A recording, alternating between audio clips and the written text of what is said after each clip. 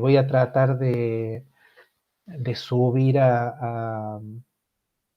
ahí a la página de YouTube, voy a tratar de subir videos que correspondan a las primeras clases, que si bien no las grabé, puedo volverla a dar. Total, básicamente me pongo un rato y me grabo.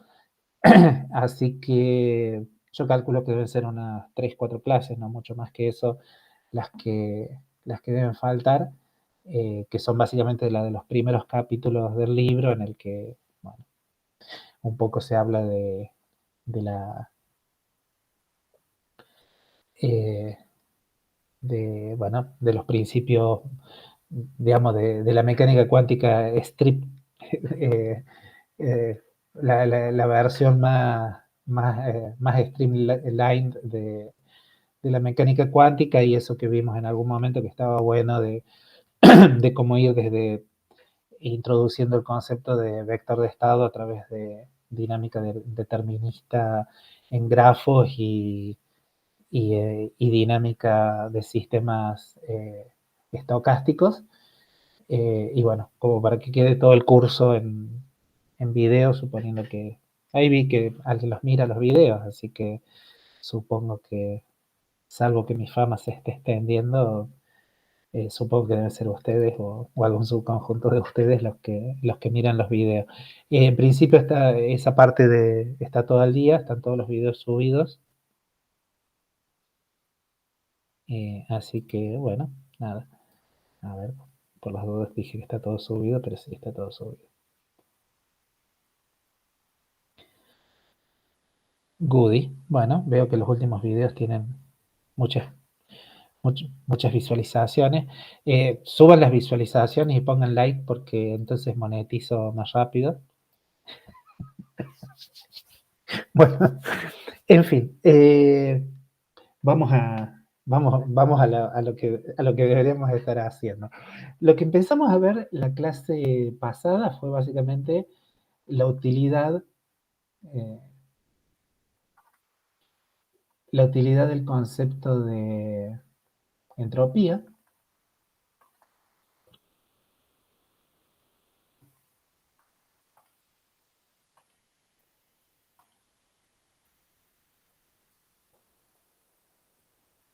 Y habíamos llegado a la conclusión, o no sé si llegado a la conclusión, pero habíamos presentado la entropía de Shannon.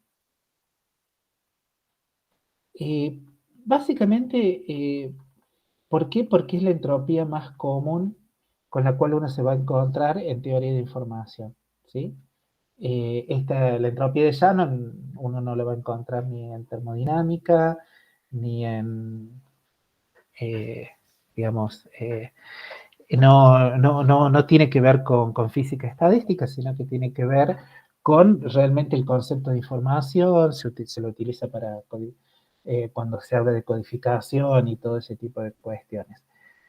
Después de la entropía de Shannon habíamos visto que básicamente lo que habíamos dicho era que la entropía de Shannon clasificaba alguna cosa que estuviera caracterizado por una distribución de probabilidad y se puede construir como la suma sobre los eventos eh, de la probabilidad de cada uno de esos eventos por el logaritmo de, de la probabilidad de los distintos eventos, ¿no?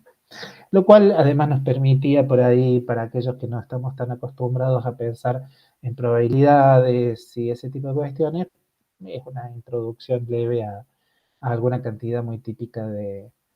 Lo bueno de todo esto, para los que no les gustan la teoría de probabilidades, es que no hace falta mucho saber de teoría de probabilidades, digamos, los conceptos que hace falta saber en realidad son muy poquitos y tienen que ver más que nada, ya lo dijimos, con probabilidades marginales y ese tipo de cuestiones. O sea, eh, habíamos mencionado que teníamos si teníamos, por ejemplo, una probabilidad conjunta de dos variables aleatorias, que en muchos casos es divertido, digamos, ¿por qué esto? Y bueno, porque esta es la típica situación que uno también tiene muchas veces en la mecánica cuántica o en la física. Uno tiene variables que le son accesibles y variables que son inaccesibles.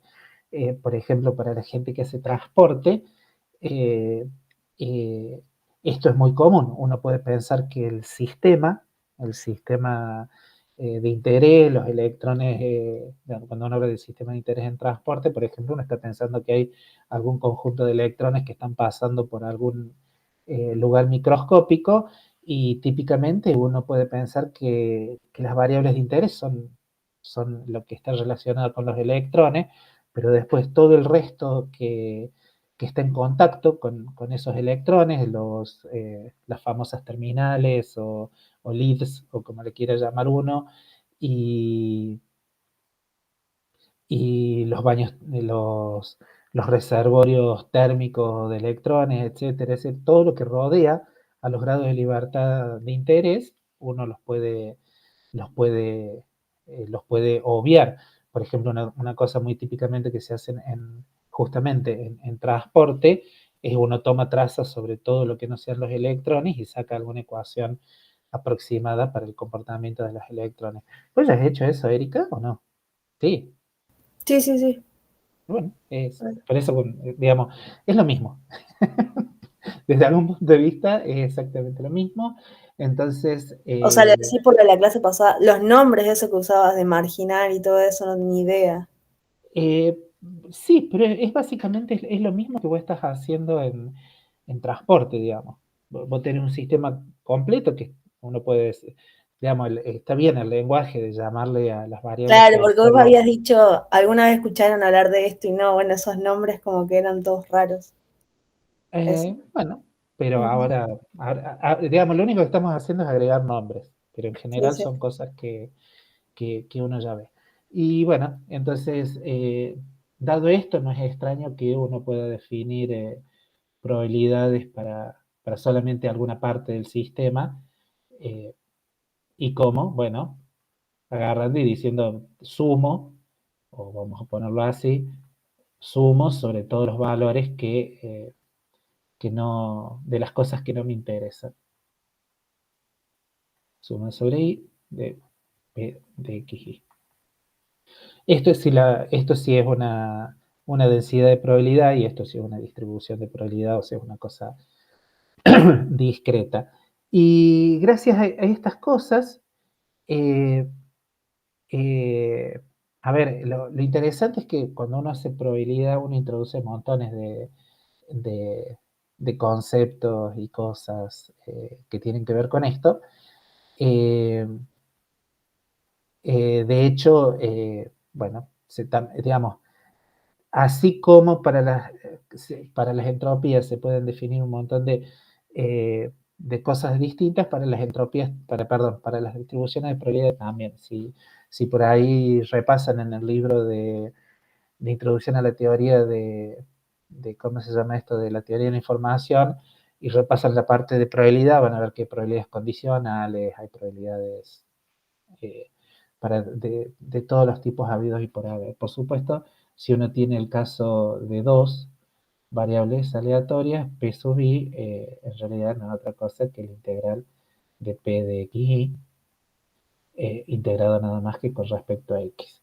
Lo divertido es que realmente uno puede ver que si P es una densidad de probabilidad, o mejor dicho, si también que si P de xy es una distribución de probabilidad, uno puede ver en forma simple, que probablemente eso lo tendría que haber dicho en la clase pasada, uno puede ver en forma simple que esto también eh, son probabilidades, son distribuciones de probabilidad, ¿no?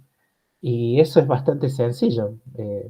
Así ya que de paso, para seguir haciendo eh, reforzamiento cognitivo, fíjense que si P de xy para cualquier par de valores xy es mayor o igual que cero, queda claro que la suma sobre i de P de xy, esto también es mayor o igual que cero, ¿no? Con lo cual, si esto estamos diciendo que esto es Px, estamos diciendo que Px es mayor o igual que cero.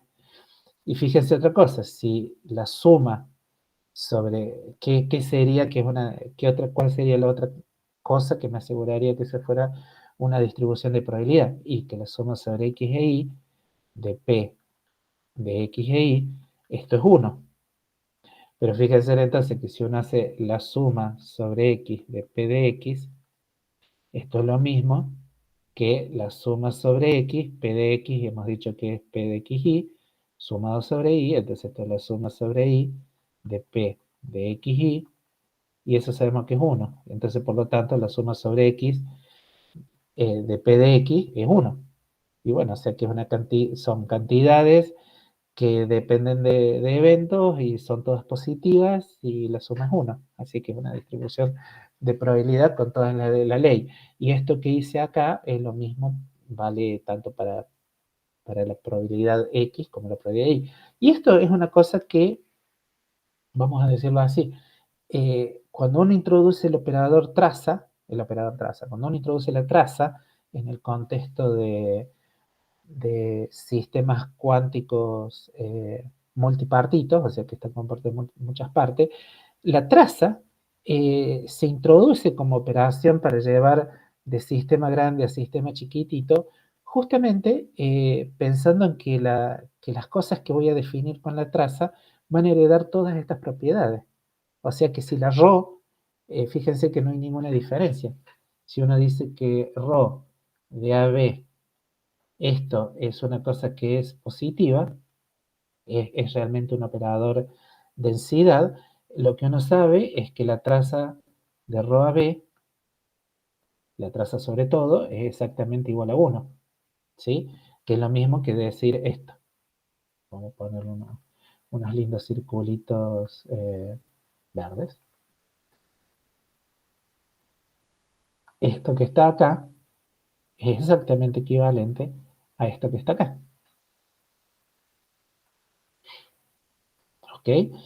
Y agarrar y decir que no saqué el circularizador, y decir, por ejemplo, que ρA es igual a la traza sobre B de ρAB, esto es totalmente lo mismo, es totalmente equivalente, vamos a hacerlo con red,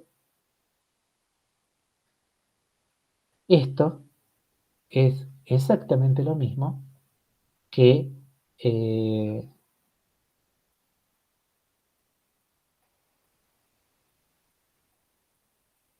esto que está acá. Son exactamente las mismas cosas. Esto que está acá es el mismo concepto que está acá. Yo cuando quiero algo que me da cómo son las propiedades probabilísticas de un sistema chiquitito, y no quiero estar haciendo referencia al sistema grande, y bueno, tomo trazas sobre todo lo que no quiero estar teniendo en cuenta.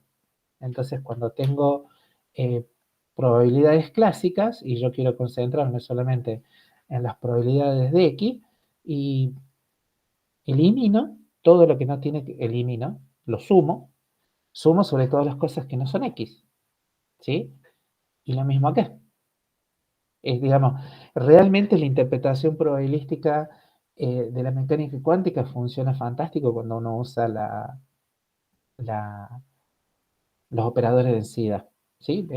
Con la función de onda es una cosa un tanto más, qué sé yo, más rara, digamos, porque de vuelta, básicamente si uno tiene una función de onda de un sistema multipartito, a esta altura ya, gracias a esto de lo entrelazado y lo que estuvimos jugando con las matrices de densidades, sabemos que si yo parto de un sistema multipartito que tiene una función de onda, no hay ningún objeto, en muchos estados, no hay ningún objeto que se parezca a un estado, perdón, a un vector de estado que sea lo que describe lo que obtengo en las mediciones de uno de los subsistemas.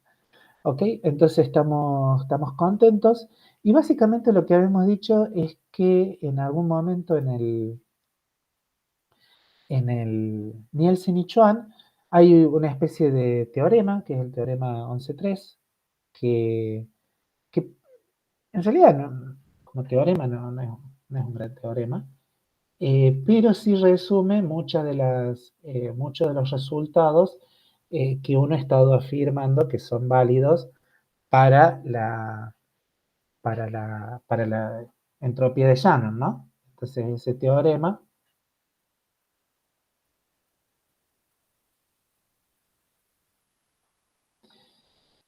es un resumen más que nada. Teorema. Y básicamente, ¿qué cosa? Si lo miran, van a ver que son como muy simples, digamos. Básicamente dice que la entropía de Shannon de un par de variables aleatorias es exactamente igual a H, digamos. Si uno pone las variables en un orden o en otro, es básicamente lo mismo. Y después la otra cosa que dice es que la información mutua, y esto sí es simpático, que esto es una de las cosas que hemos dicho, la información mutua de X respecto de Y es igual a la información mutua de Y respecto de X. Recordemos que la información mutua la habíamos definido, que esto era básicamente H de X, la entropía de X, la entropía de Y, menos la entropía de XY. Así que esas cosas son todas similares. Después, ¿qué otras cosas habíamos visto? Habíamos visto que por ejemplo, que la entropía condicional, si no me equivoco, ese era el nombre, o mejor dicho, la entropía relativa, la de la barrita era la entropía relativa. Déjenme mirar. No, la condicional, perdón. Sí, ahí está. La condicional, que la habíamos definido como que h de x dado y es lo mismo que h de xy menos entropía de y, se puede dar como resultado que la entropía condicional de y respecto de x, esto es siempre mayor o igual que 0, con lo cual h, la información mutua, uno puede ver que es siempre menor o igual que h de y. No es difícil verlo. En realidad la mayor parte, y siguen así montones de propiedades, básicamente siguen hasta la propiedad 7.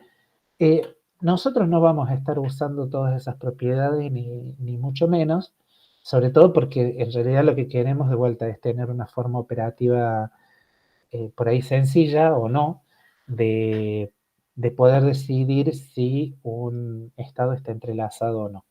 ¿Ok? No, y nada más, por el momento. En el libro, en el Nielsen y Chuan, de hecho hay un par de, de lindas, digamos, hay como demostraciones de todas estas cosas, de todas estas propiedades. En realidad lo que sí me interesa, que es lo más bonito de todo esto, es un dibujo que permite recordar algunas de todas estas propiedades. Me perdí un poquito en qué son los 2 puntos, el x, 2 puntos y. Esa es la mutua. La mutua, o sea, x, y, digamos, es lo mismo. Esto de los 2 puntos es la información mutua. Información mutua. Ah, Mientras que toda esta es la mutua, mientras que esta es la condicional. de una está, ahí me acuerdo. Entropía condicional. Entropía condicional. La condicional era la que no era simétrica. La condicional no es simétrica, justamente. Mientras que si uno mira la información mutua, lo es. ¿Sí? Hay un dibujito que está muy, muy simpático en el Nielsen y Chuan, que es el siguiente: hacer 2 diagramitas de Venn y decir, bueno, esto que está acá es HDI y esto es, o HDX, no importa. Esto que está acá es HDI Lo que vive en la intersección es la información mutua. Eso que está ahí es h de x, dos puntos y. Mientras que, entonces, capaz que lo tendremos que hacer con código de colores para que quede todo bonito. No, entonces con negro, lo que está en negro, después podemos agarrar y cambiar a rojo, y todo lo que queda acá, todo esto, lo que está en rojo, es h de y condicional a x. Básicamente, a todo lo que, fíjense que acá está justamente la definición de condicional, a todo, al todo, todo. Es que acá lo tengo justamente al revés, a la condicional. Fíjense que h y dado x es h de xy menos h de x, ¿no? Entonces, básicamente, si lo que están pensando es que las dos bolitas, los dos conjuntos esto, la cosa conjunta es hxy. Y si a toda la cosa conjunta lo único que hago le saco hx, eso me queda la condicional de hi con x. ¿Ok? Lo cual es como sumamente razonable, mientras que, fíjense que si a la cosa conjunta le saco todo, le saco hi, básicamente va a quedar la zona subrayada en azul, así que uno puede decir que h de x condicional y está dado por esta cosa que está acá, mientras que acá en el medio es la información mutua. Así que todo parece funcionar bastante agradablemente. Todo esto que está acá, en negro, es la información mutua. ¿Sí? Así que, bueno, es una forma pictórica bastante razonable para recordarse, no para recordarse, para recordar algunas de las propiedades de estas entropías. Si siguen leyendo el Nielsen y Cho van a encontrar que es bastante más.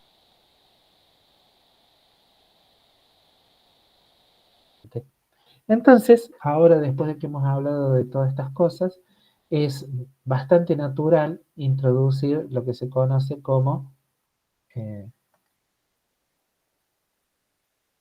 la entropía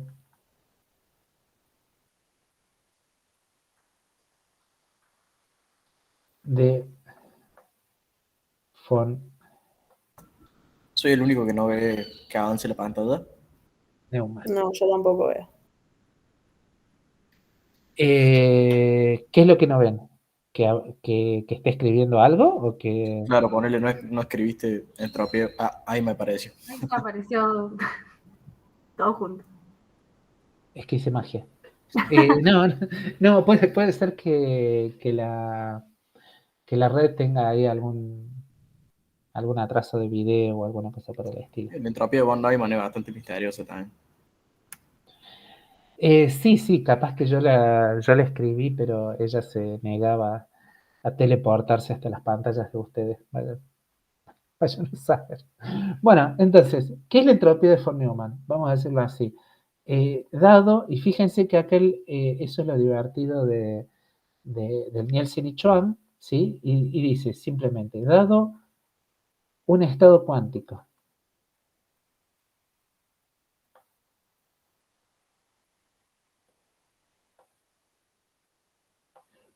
ρ, fíjense que no dice ni estado puro, ni estado mezcla, nada. Dado un estado cuántico ρ, digamos, ya está. Si uno quiere hacer cuántica, use el lenguaje o al menos en el lenguaje de entropía, diga, bueno, el estado cuántico porque está caracterizado y por una matriz de densidad una matriz densidad y otra cosa.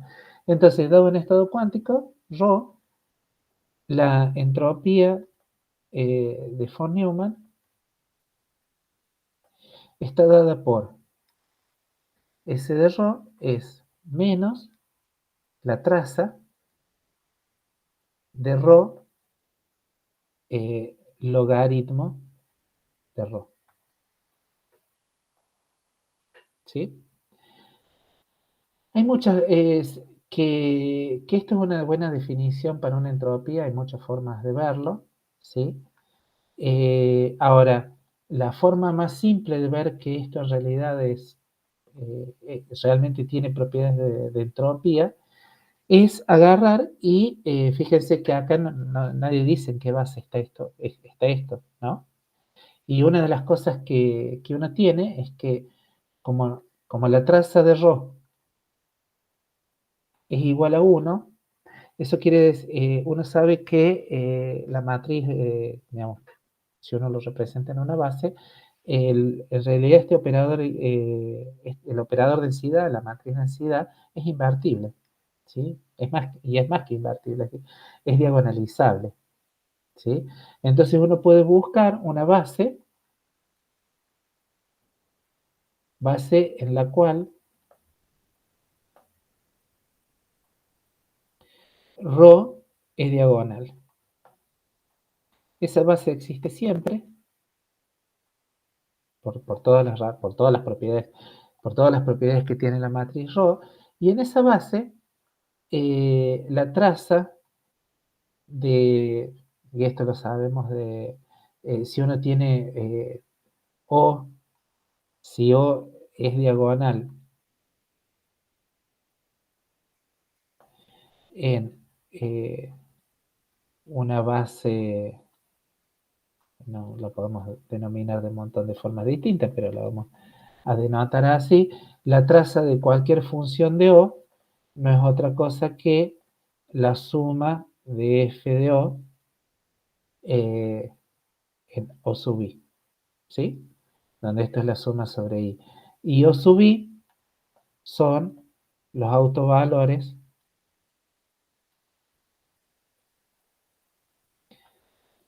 de ρ. ¿Qué quiere decir con eso? Que si uno, perdón, en este caso no de O, sino del operador O, lo cual quiere decir que la traza de ρ, el logaritmo de ρ, en la base en que todo esto es diagonal, es exactamente igual a la suma sobre i de lambda i logaritmo de lambda i. Donde, obviamente, lo que uno tiene es que estas cosas son, uno sabe que en la base en que esto es diagonal, estos son los autovectores de ρ. Sí. ¿Son los autovalores? Sí, son los autovalores.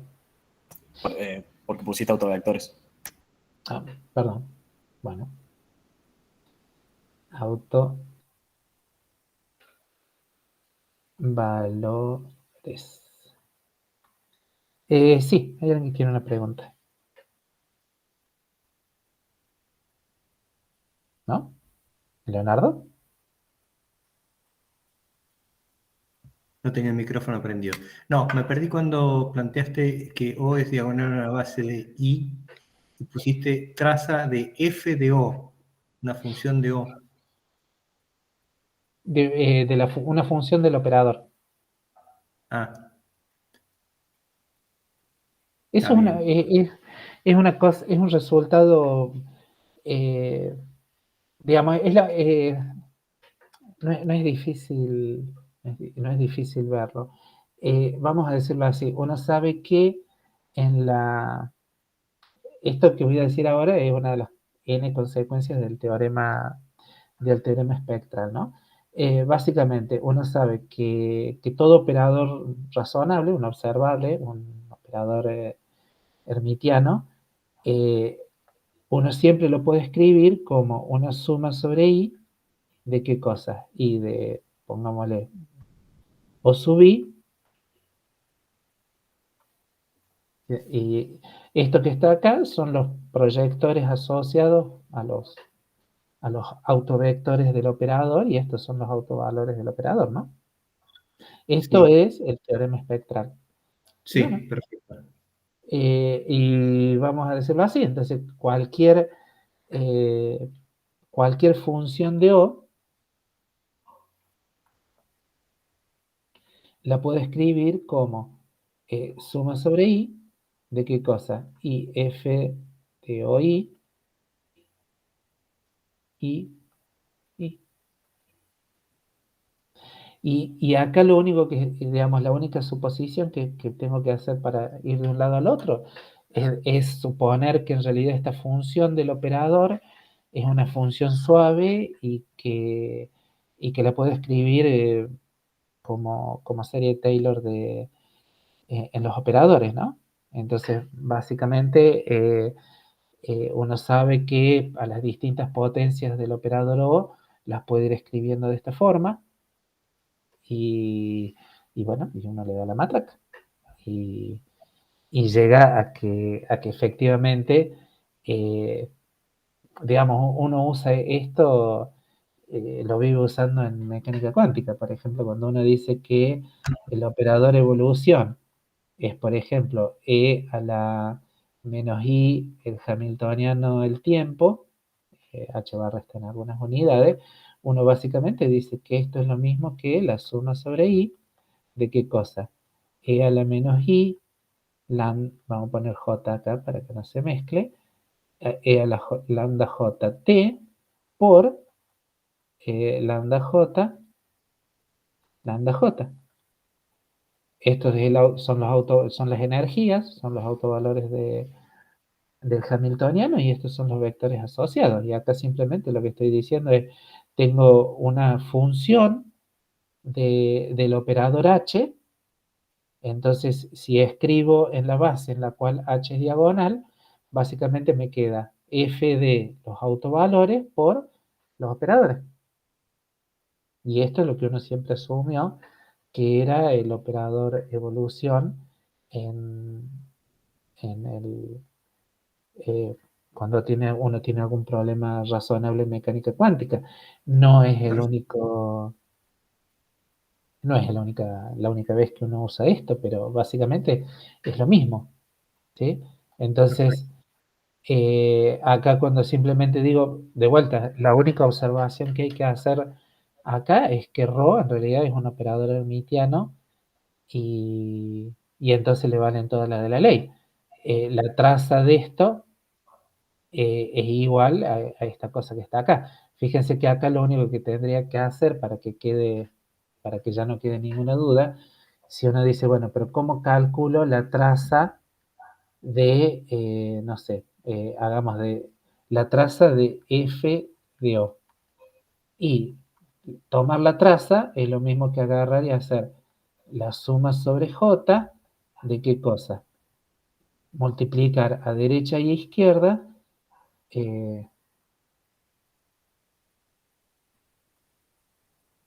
multiplico a derecha e izquierda por los vectores respectivos.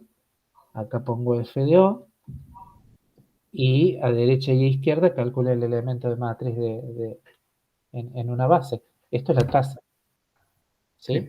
Entonces, fíjense que esto es lo mismo que la traza de f de O, es lo mismo que la suma sobre J, ¿de qué cosa? Y pongo J, f de O es la suma sobre I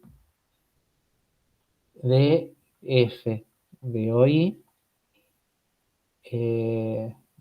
Acá voy a poner un I, acá voy a poner otro I, y acá voy a poner J. Y bueno, y si calculo todo eso, es lo mismo que la suma sobre I y sobre J de f de OI, y acá lo que voy a tener es J por I y por J, y todo eso, estas cosas son deltas de IJ, Así que todo esto queda como la suma sobre i de fi de 0. Está bueno hacer la cuenta para practicar este tipo de cuestiones, pero acá está clarito. La traza de una función de un operador no es otra cosa que la suma de la función evaluada en los... Acá me estoy olvidando ahí. Es la suma de la función, que estoy poniendo el índice en cualquier lado. Esto es lo mismo que f de hoy. O sea, tengo que hacer la suma de la función evaluada en los autovalores del operador de lo cual usa la función. Entonces ahora sí, ya no queda más remedio que la traza de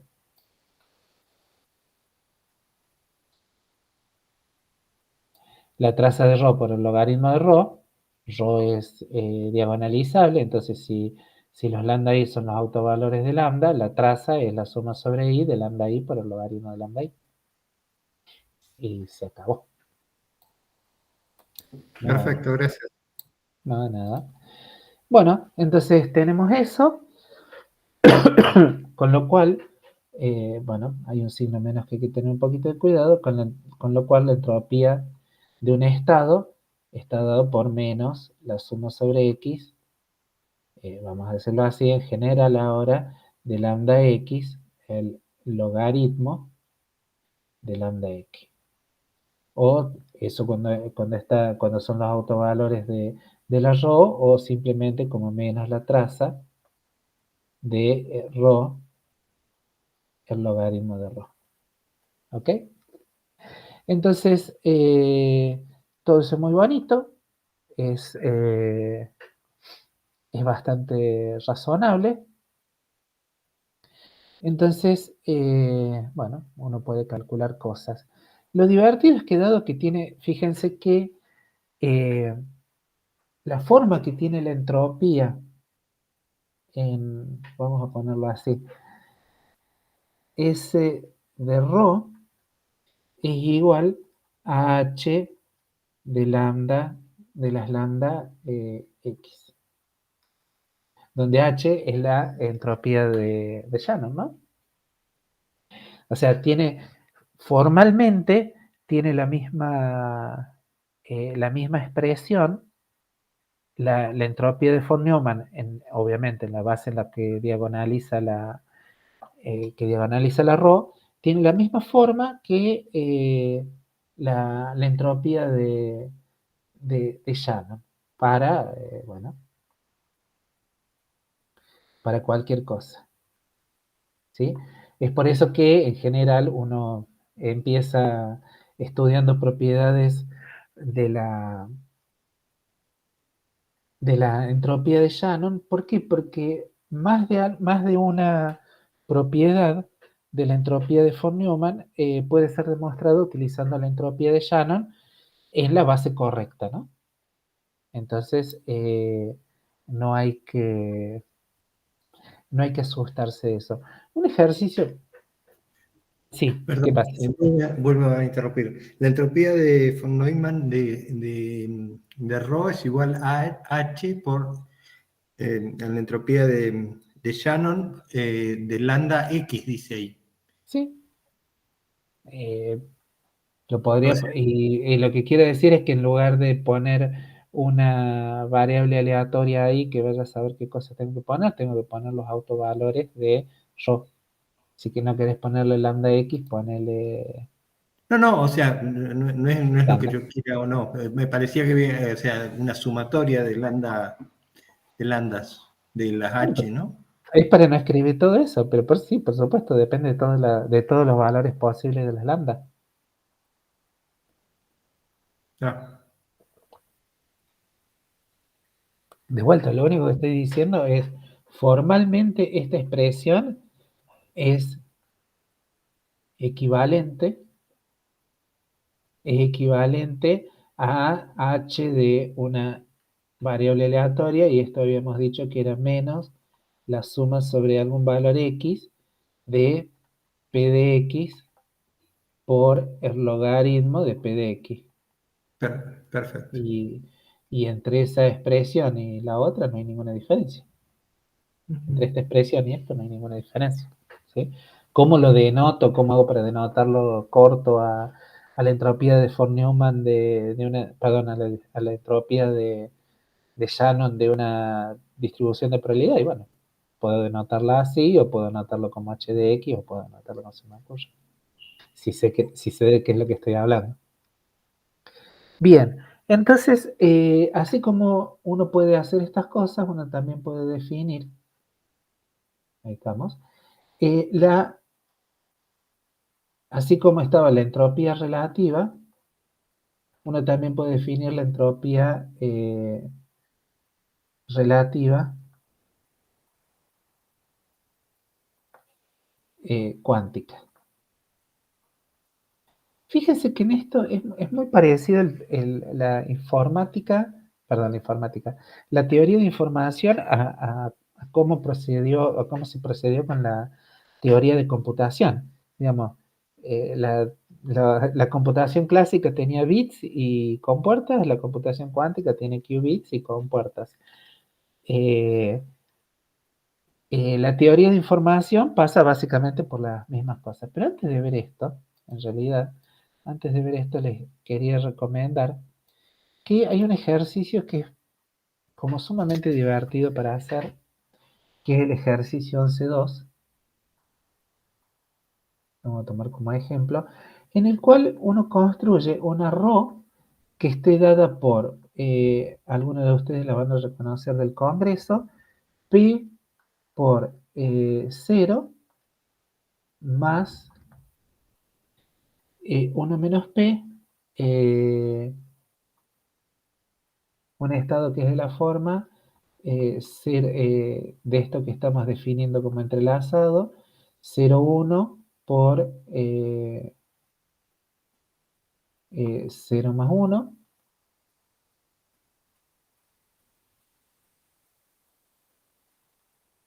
y todo eso tiene que ir, vamos a subrayar más o menos prolijo, todo esto sobre 2. ¿Ok? Fíjense que esto es una matriz densidad, ¿no? La matriz densidad, y esto debería ser una cosa que debería venir de termo, así como los estados, digamos, los vectores de estado tienen la forma de combinar varios vectores de estado es a través de superposiciones, la forma de mezclar, o la forma de generar matrices de densidad es a través de la mezcla estadística. La diferencia entre una y otra es que en una superposición los cuadrados de los números de la superposición tienen que valer 1, mientras que en la mezcla estadística de matrices de densidad los coeficientes de la mezcla valen 1. Traducción: si uno tiene una row, y esto lo deberemos saber o de física estadística o de algún lado por el estilo, ρ, uno siempre lo puede escribir como una suma sobre i de ¿qué? De P sub i por ρ sub i. Y esta cosa que está acá se denomina mezcla estadística, con tal de que la suma de las P sub i sea igual a 1. Y las ρ sub i simplemente cumplen todas las propiedades que tiene que cumplir una matriz de densidad. O sea, básicamente son cosas definidas positivas y tienen traza 1. Entonces, si yo tengo operadores de densidad de algún tipo, puros, y construyo a partir de estados puros, construyo operadores de densidad, ¿sí? Proyectores. La forma de obtener un estado cuántico más sofisticado es hacer la mezcla estadística entre distintos proyectores, ¿sí? Fíjense que el 0,0 es un proyector y el 0,1 por el 0,1 es otro proyector, ¿sí? O sea, y los proyectores ya dijimos que se corresponden al caso divertido en el cual uno está fabricando una matriz densidad con un único autovalor no nulo que vale 1. ¿Sí?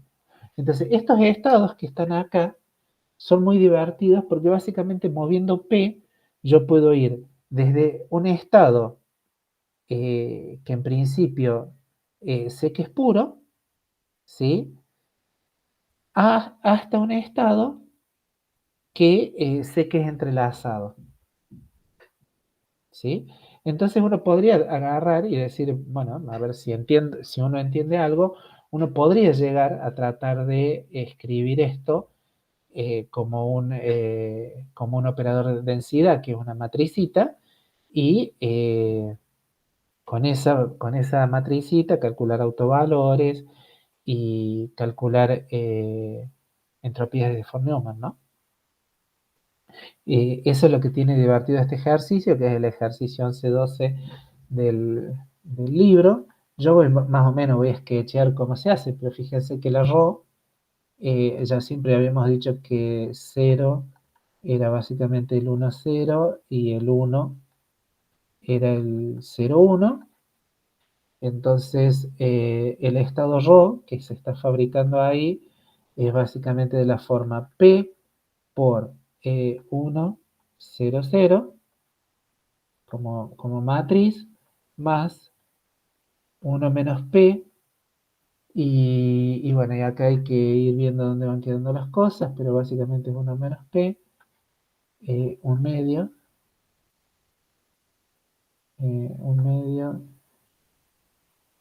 claro, está bien, 0 por 1 va a un medio y un medio. Con lo cual, si uno junta estas dos cosas, lo que saca es que ρ es igual, fíjense que acá en el primer coso va a quedar P y un menos P sobre 2, así que básicamente lo que está quedando acá arriba es 1 más P sobre 2, acá queda 1 menos P sobre 2, 1 menos P sobre 2, y acá abajo queda, bueno, 1 menos P sobre 2. Por suerte la traza da 1, así que no hay problema. Y uno puede calcular los autovalores de esto. La traza ya dijimos que es 1 y el determinante de ρ es algo así como esto por esto, queda un cuarto de 1 menos P cuadrado y menos esto, que es algo así como 1 menos P todo el cuadrado sobre 4. Entonces esto es lo mismo que un cuarto de 1 menos P cuadrado menos 1 menos 1 menos P cuadrado y va a quedar menos menos más 2P más 2P. Así que el determinante de ρ, si no me equivoco, es 2P sobre 4, o sea, P sobre 2. Y todo el mundo sabe que los autovalores salen de la ecuación lambda cuadrado menos 2 veces la traza de ρ por lambda más el determinante de ρ. Perdón, ¿ahí el P cuadrado se anula? No, o No. sí. Debería estar, sí, los signos del 1 menos P, todo Este eso. es menos O sea, a mí me da no, como que no se anula, pero no entendí por qué en el otro paso no estaba. P cuadrado, acá... No se anula. O sí Sí, se sí, anula. porque es 1 menos P cuadrado más 1 más P cuadrado más 2P, me parece. Ah, Menos. no. Bueno, saludos. Qué duda. Porque además yo lo estoy haciendo en gozo. No, porque el término de P va a ir con más y con S es un menos. Sí, sí. Claro. Y esto por esto es el cuadrado del primero menos el cuadrado del segundo. Así que no Y sé. yo preguntaba de esa línea en la que estás a la siguiente. De acá a acá. Ajá, Vos decís que falta un P cuadrado acá abajo. claro. Sí, yo también. Después de revisarlo, sí. Así que estamos de acuerdo que sería un menos 2 P cuadrado sobre 4. Bueno, tiene una forma bastante linda, porque es algo así como un medio de 1 menos P por P. Claro, eso me daba a mí. Brillante. No, a ver. Y después estamos de acuerdo que la ecuación característica es esta, ¿no? Sí.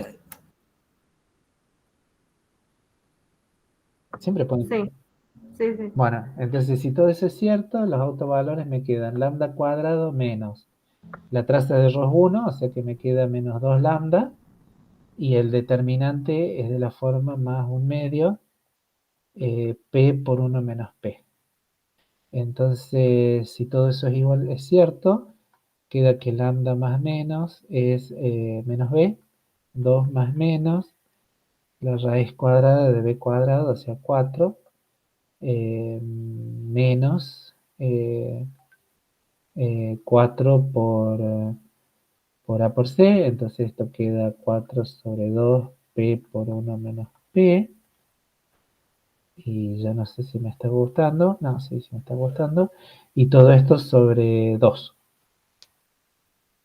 Así que lambda más menos me queda algo así como 1 más menos la raíz cuadrada de 1 menos, esto quedaba un 2, pero entró un 4, así que quedó un medio de P por 1 menos P. Entonces, nada, alguna cosa por el estilo. Lo divertido de esto es, uno sabe que la entropía es ¿cómo se llama esto?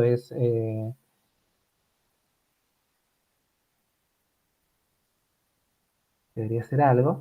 Entonces, a ver, si P es 0, y acá es donde vamos a ver si está bien, si P es 0, si P es 0,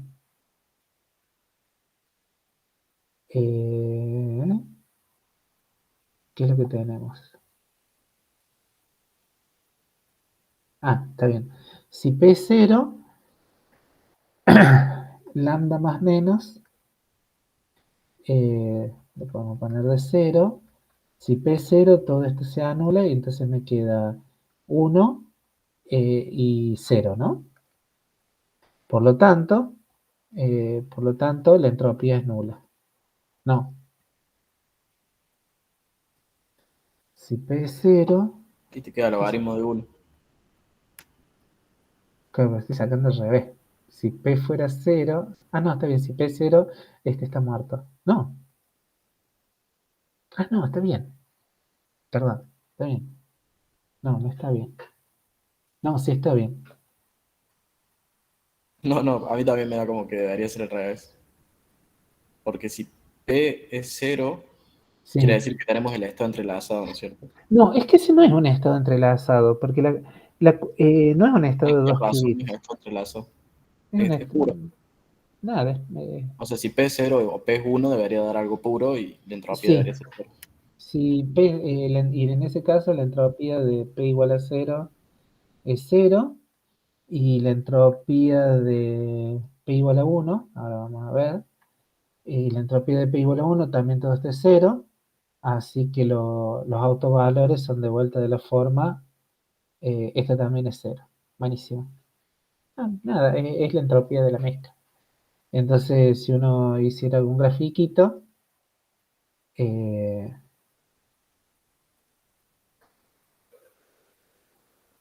¿Se me acuerda? Si uno hiciera un grafiquito,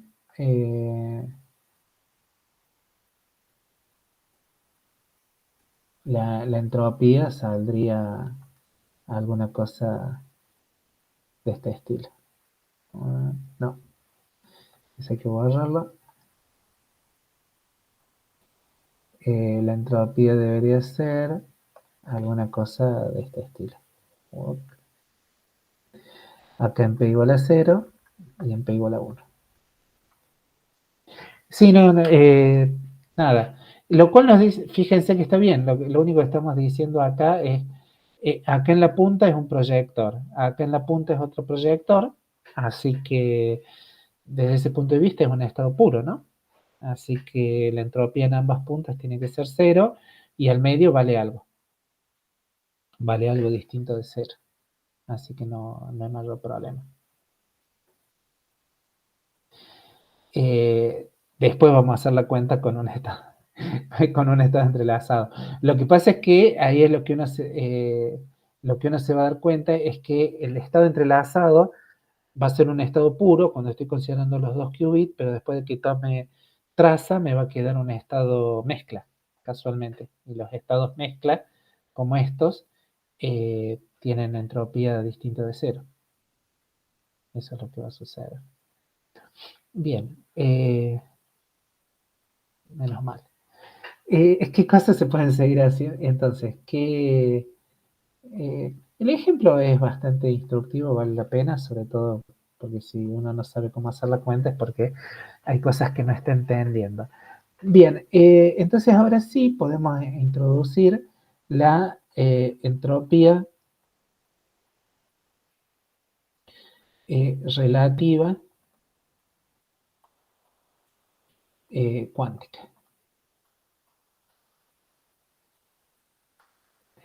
Y esa entropía relativa cuántica tiene una forma muy parecida a la entropía relativa que uno introdujo con la entropía de Shannon. Básicamente lo que uno dice es que la entropía, obviamente, vamos a traer, debería tener la definición a mano, pero creo que la tengo por acá. Habíamos dicho que la entropía relativa,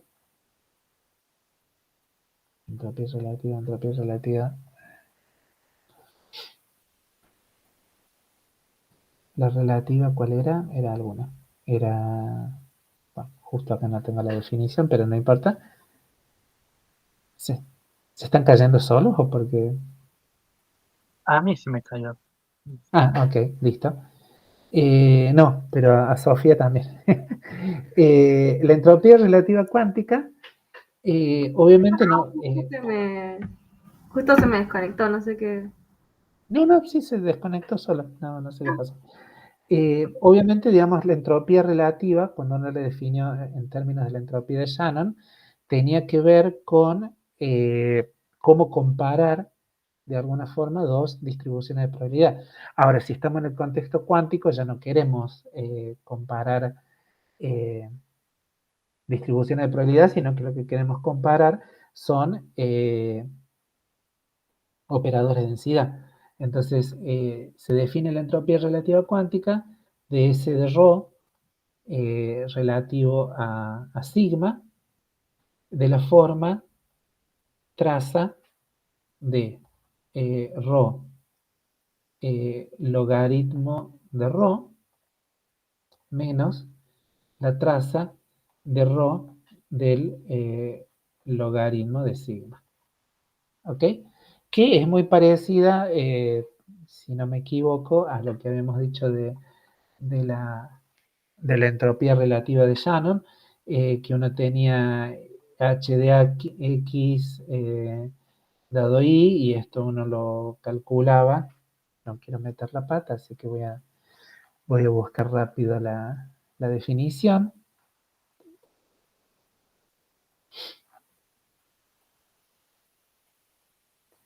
Acá está. Básicamente como la suma sobre x de p de x, el logaritmo de p de x sobre q de x, o alguna cosa por el estilo, o básicamente como menos la entropía de Shannon de X menos la suma sobre X de P de X logaritmo de Q de X.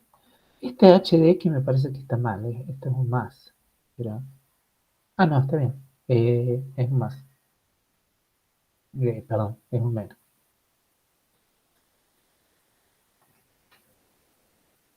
Ahí está. Entonces, de vuelta, si uno mira las expresiones, va a ver que en realidad suena todo como muy razonable. Habíamos dicho que esto tiene que ser un menos. Fíjense que esto que está acá es menos la entropía de von Neumann de Rho, ¿no? Y acá le estoy restando algo que se parece, digamos, tiene a Rho comparado con logaritmo del otro estado cuántico, y acá tenemos el logaritmo de la otra distribución de probabilidad. Entonces acá la única cosa que hay que aclarar es que Rho y sigma son estados cuánticos.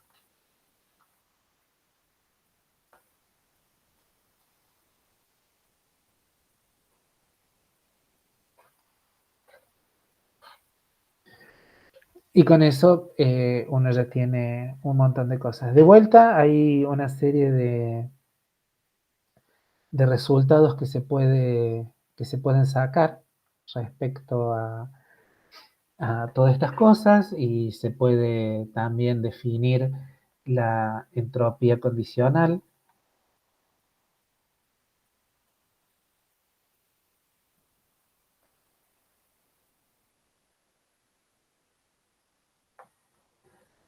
Y la información mutua, ¿no?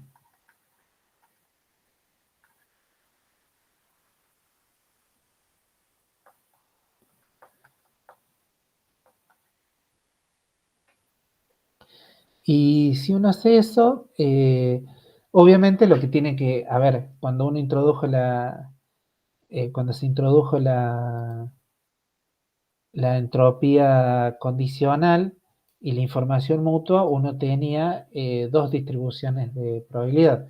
Así que lo más probable es que para calcular estas dos cantidades, lo que uno tenga que hacer es introducir dos estados, ¿no? Porque si no, uno no lo va a poder hacer. Entonces, cuando uno hace eso, ya salte demasiado. No salte demasiado.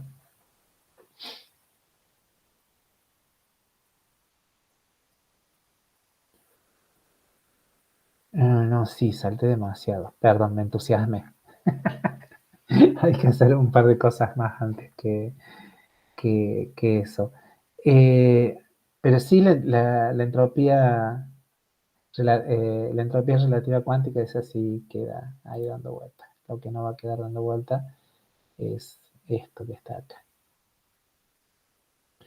Vamos a hacer ir un poquito más despacio y vamos a ver algunas propiedades que pueden llegar a ser divertidas.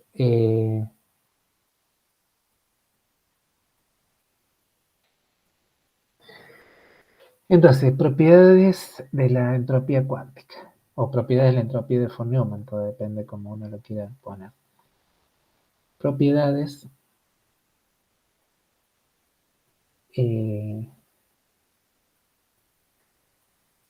básicas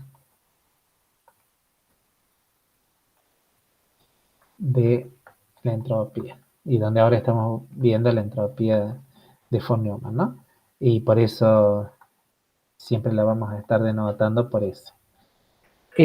Una que es obvia es que la entropía de von Neumann también es no negativa, ¿sí?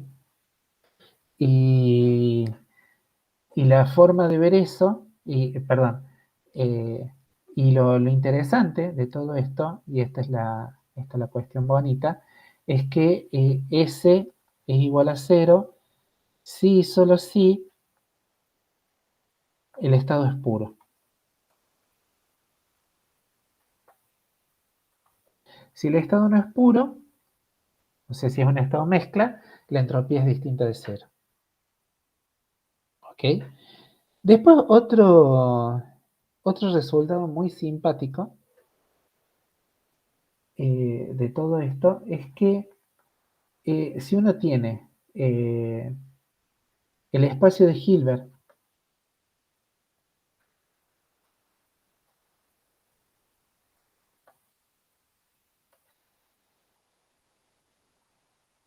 es d-dimensional, ¿sí? Entonces, lo que uno puede ver es que el máximo valor posible de S de ρ, ¿sí? Máximo sobre todas las matrices de densidades que viven en ese espacio de Hilbert, esto es exactamente igual al logaritmo de d. O sea, exactamente como la entropía de Shannon. La entropía de Shannon, básicamente lo que habíamos dicho es que el máximo valor se encontraba cuando uno tenía igual probabilidad a priori. Y bueno, y esto básicamente se produce cuando los lambda i, o sea, los autovalores de ρ, son iguales a 1 sobre d para todo i. ¿Ok? Y eso es, esto habitualmente se denomina, es en la base en la cual esto es diagonal, ¿sí? Lo que uno se imagina que básicamente uno tiene 1 sobre d en todos los elementos de la diagonal.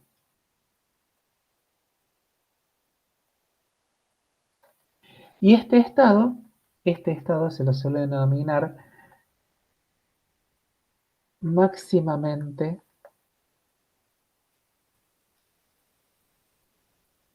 mezclado.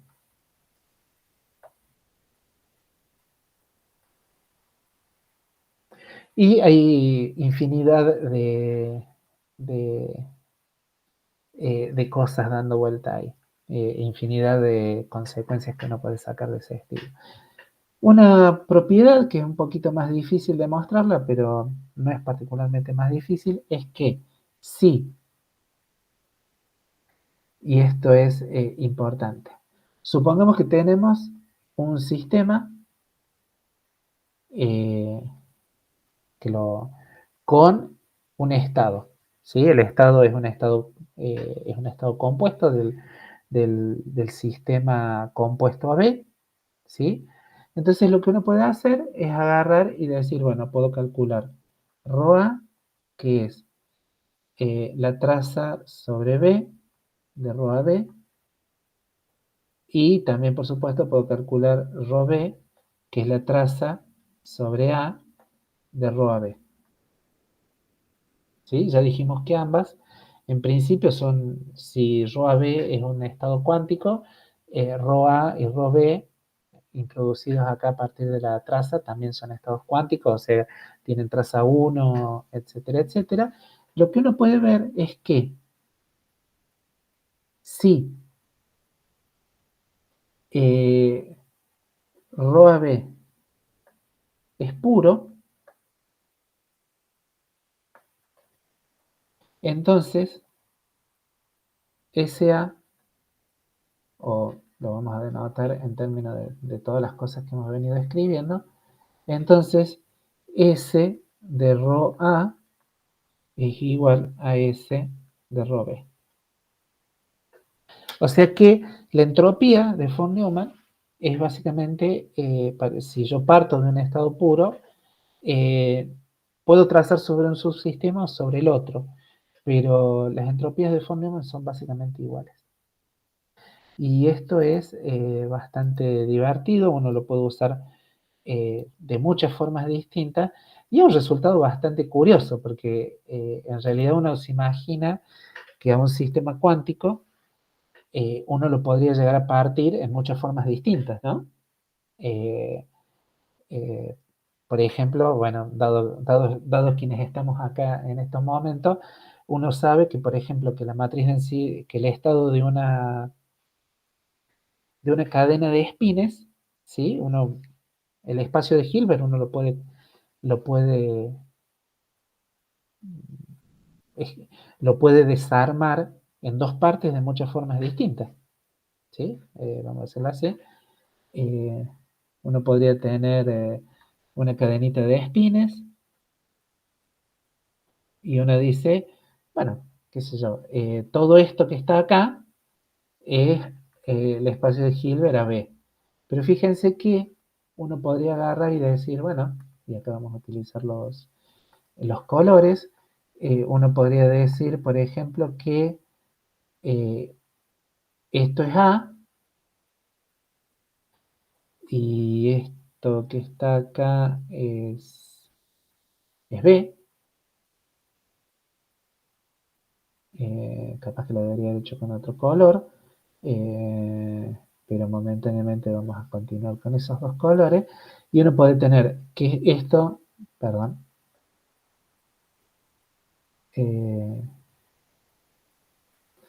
esto es A y esto es B, ¿no? Y sin embargo, S de A es igual a S de B. Con tal de que, obviamente, el estado inicial sí sea puro. Esto es buenísimo, porque fíjense que, y también al mismo tiempo bastante raro, porque uno podría agarrar y decir, bueno, pero ¿por qué voy a partir esa cadena de espines de esa forma? Uno podría tener uno, dos, no, vamos a escribirla de la misma forma. 1, 2, 3, 4, 5 y 6, ¿sí? Y hay muchas particiones posibles, ¿sí? Por ejemplo, hay una partición que es este solito, y hay otra partición que es todos estos, ¿sí? Y el espacio de Hilbert siempre lo puedo escribir como el producto directo de uno por el otro. Y sin embargo, acá también sucede que si esto es A y esto es B, que la entropía de A es igual a la entropía de B, sin importar la partición. Obviamente, las verdes, estas, no tienen por qué ser iguales a estas, ¿sí? Lo único que estoy diciendo es que si yo parto el sistema en dos subsistemas, entonces las entropías de esos dos subsistemas, calculadas de alguna forma, van a ser iguales, ¿no? Y por supuesto, para que todo quede escrito bonito, vamos a decir que SA, acá para que tengan algún nombre distinto, le vamos a poner A tilde y B tilde. Esto es A tilde y B tilde. Lo que queda claro es que S de A tilde es, en principio, es distinto de S de A. Y acá en el medio vamos a poner un hermoso distinto. Entonces, eso es una propiedad bastante divertida que se suele utilizar muchísimo, ¿no? Hay montones de otras propiedades que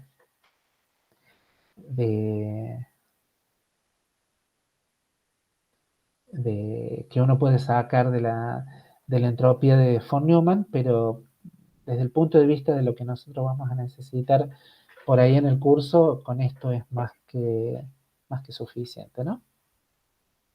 De todas formas, ustedes siempre pueden agarrar y mirar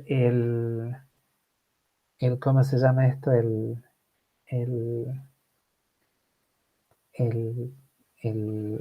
Nielsen y Chuan, y ver de algunos resultados que sean divertidos, ¿no? Bien. ¿Qué más conviene? Hay un par de resultados más que pueden llegar a ser divertidos en el libro, pero por lo pronto nos vamos a quedar en esto. No sé, no me acuerdo qué color tengo ahí estamos. Hay un par de resultados que están enunciados en el libro que son bastante interesantes, que uno es el siguiente. ¿Qué pasa? Vamos a decirlo así. Supongamos que vamos a poner una línea para separar los distintos resultados. Ese que está ahí es un resultado. Otro resultado me dice que si supongamos que tenemos un estado, lo vamos a llamar chi, que es básicamente rho producto tensorial sigma. O sea, donde cada uno de estos es un estado cuántico en sí mismo, ¿no? Lo que uno puede ver es que, por ejemplo, que si uno agarra y calcula cuál es la entropía conjunta de S de rho por sigma, uno puede ver que esto es lo mismo que S de rho, producto normal, perdón, ni siquiera producto normal, más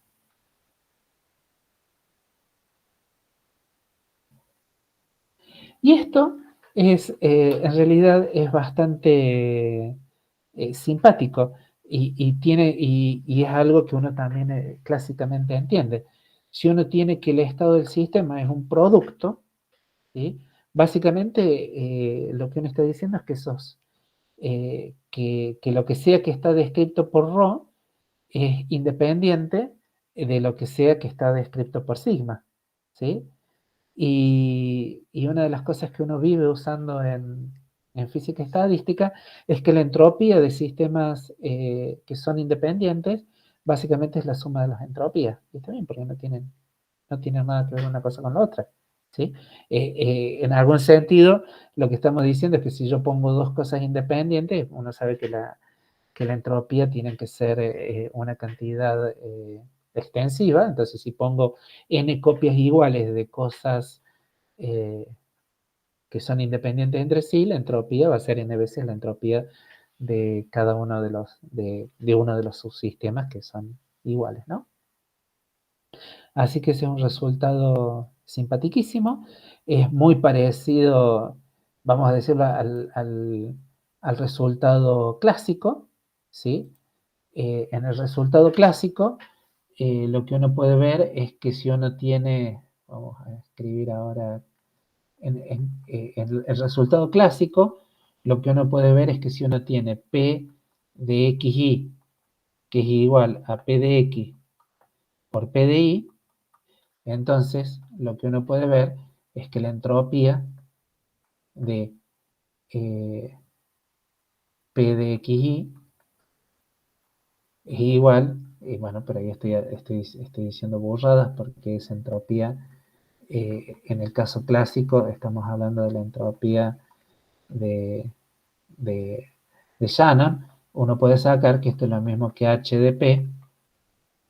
H de P no lo denotamos así, sino que lo denotamos como H de X más H de Y. O sea que tener una distribución de probabilidad conjunta que obedece a que tengo cosas independientes es básicamente lo mismo que en el caso cuántico de decir que tengo un estado cuántico que es el producto tensorial de dos estados cuánticos distintos, ¿no? Así que eso es como muy divertido.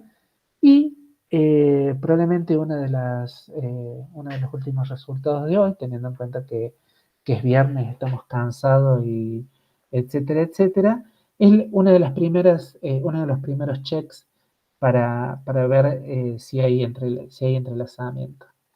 Y ese check uno lo puede hacer, entrelazamiento,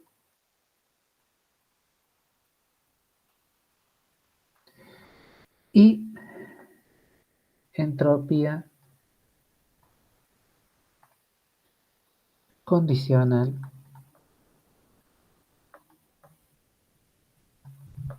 negativa. Entonces, básicamente lo que vamos a decir es que vamos a suponer, ¿sí?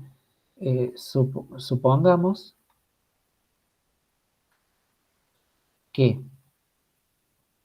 AB es puro, ¿sí? Es un estado puro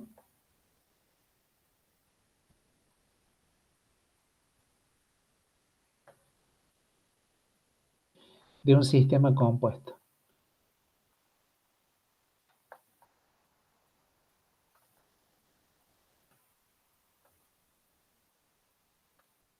Lo cual sabemos perfectamente cómo hacer.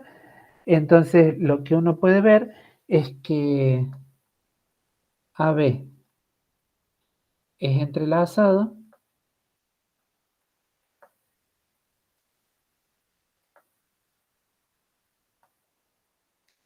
si y solo si la entropía condicional de A con respecto a B, no, perdón, de B con respecto a es menor que 0. Y esto que está acá es el primer test a los fines prácticos de decir que un estado puro que un estado puro de un sistema bipartito tiene que tener sí o sí entropía condicional negativa. Se supone que con las cosas que más o menos hemos dicho acá y las cosas que están en el Nielsen y Chuan, ustedes deberían poder mostrar esto, ¿sí? De hecho, está propuesto como un ejercicio. Yo lo que le diría, para que no se aburran tanto, en todo caso, es agarren el estado AB como el estado este, por ejemplo, el 0,1 más el 1,0 sobre raíz de 2. Agarren este estado y vean que efectivamente se comprueba esta propiedad. ¿Ok? Y eso, con un poco de suerte, les va a aclarar qué es esto de que este estado uno habitualmente lo llama entrelazado. O sea, lo que uno debería poder probar es que uno puede calcular, o sea, hay que calcular todas las cosas que tienen que ver con esta eh, entropía condicional, ¿sí? Y bueno, y básicamente acá podemos parar y voy a dejar de grabar. Y no quiero hacer eso, quiero dejar de grabar. ¿Cuál era la condicional? Es la total menos una de